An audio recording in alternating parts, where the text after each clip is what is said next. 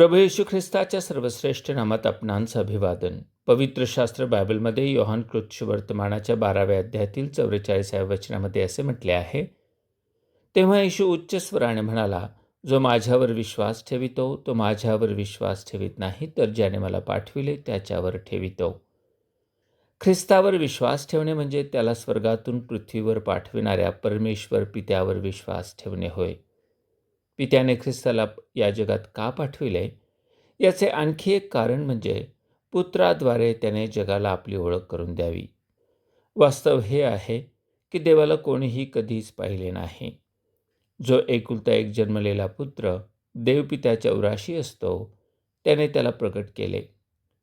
ख्रिस्ताला जेव्हा शिष्यांनी त्यांना पिता दाखविण्याची विनंती केली तेव्हा तो त्यांना स्पष्ट शब्दात म्हणाला, ज्याने मला पाहिले आहे त्याने पित्याला पाहिले आहे.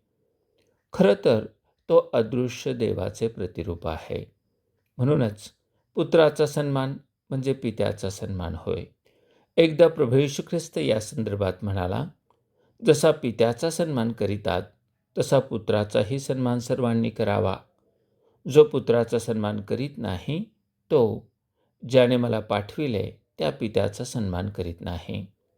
मी तुम्हाला खचित सांगतो, जो माझे वचन ऐकतो आणि ज्याने मला पाठविले त्याच्यावर विश्वास ठेवितो त्याला सार्वकालिक जीवन प्राप्त झाले आहे आणि त्याच्यावर न्यायाचा प्रसंग येणार नाही.